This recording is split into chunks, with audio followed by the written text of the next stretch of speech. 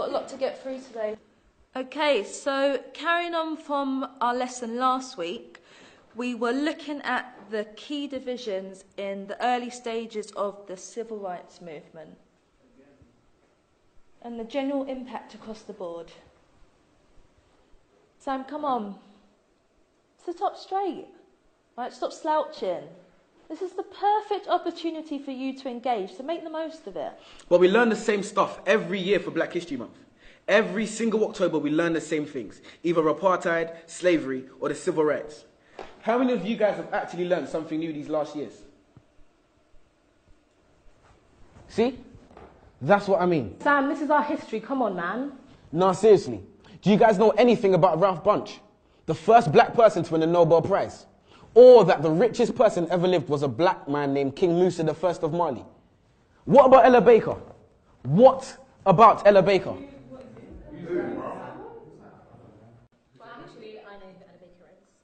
One of the most influential women of the civil rights movement. This is why I can't take Black History Month seriously, man.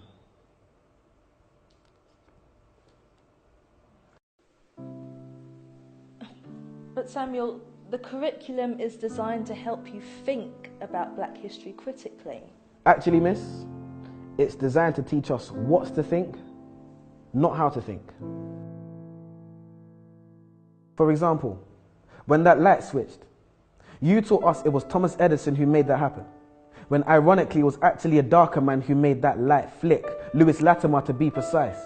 Quite nice when you're talking about Mr. Hamilton and his racing car, but red light stop. We're always taught that Martin Luther King had a dream, man. But those dreams can't be achieved because our brains are in chains, our minds are enslaved, so we won't get our redemption. Morgan, free man. Will we ever be free, man? And leave this state of imprisonment? And take that walk of free, damn it, green man from a traffic light invented by the same man who made gas masks to protect our organs. Another free man named Garrett Morgan. But I bet you never knew that. We need to open our minds. But how can we be taught to see if the blind lead the blind? The first person to develop significant eye surgery was a black woman named Dr. Patricia E. Barth. Now on that note, there's a question I must ask. If this is a great opportunity to learn and be engaged about our past, why are we not actually being taught about our past? Transatlantic slavery where we're taught Black history starts, but is it really? There seems to be a lot you haven't told us. And you shut down and hold back on the bold ones who stand against the way you're trying to mold us. Consistent enemies of progress. You're surprised because I know things you don't expect me to know yet. And when I tell you you're wrong for telling me about me, you call it a riot while I call it a protest. The Broadwater Farm riots. The media exacerbate and make it seem like it's a bunch of delinquent youths on the streets, when really the first cause and trigger was death at the hands of the police. We cease to know information and the truth. And that's simply because you withhold information from the youth. Maybe one day we'll be satisfied with how our knowledge of history equates. Well, I'm sure like me, you're waiting for the teacher to fill in that space. So do so then. No answer. Well, maybe I can help and just throw out there some names. Mary Seacole, a Crimean war nurse. Mary Prince, a black female author. To be precise, she was the first. Bernie Grant, influential local activist and respected MP. Trevor McDonald, one of the first black ITN journalists to hit the TV screen. Jamal Edwards and SBTV. And when Fuse ODG brought the Azonto dance to the UK, and my foot swayed to the left and to the right like the wipers of a car's windscreen, and DJ Abrante brought Afro beats to the streets. See, it's funny when we think of our childhood memories. A man who was actually funny, Lenny Henry. Many others, and the list continues. Marcus Garvey, Haile Selassie, Bob Marley, Ignatius Sancho, Tupac, Fela Kuti, Muhammad Ali, Maya Angelou, R.I.P., Kwame Nkrumah, the first Ghanaian president who retained independence from England, the Windrush ship which brought Caribbeans to Britain.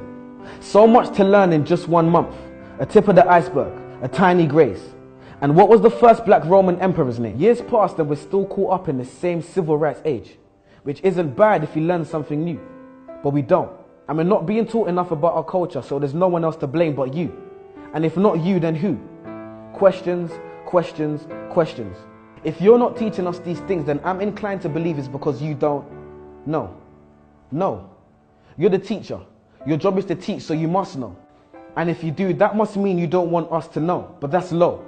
If the information is accessible for our knowledge of our culture to grow, then why on earth wouldn't you want to let us know? Why are you focused so heavily on the influential but very few men and women who made things happen for us? Why are my people being highlighted for a predominantly negative past? Why do I know the things that you don't and I'm not the teacher, you are? Why are you focused on our negative past but not on our bright future? Why are you not abreast with the great young things that people are doing in this world? Why are young people's trademarks and stereotypes gang culture and young pregnant girls? Why are the young people not being given the time of day? And his name was Septimus Severus, by the way.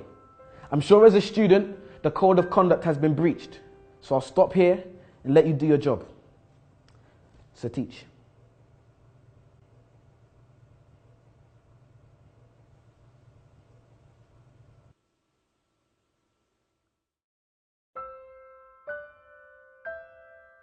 Okay, yo peoples, how's it going? It's your boy Samuel King. This is my poem, What I Wasn't Taught in School. And you're watching Word on the Curb. Blow.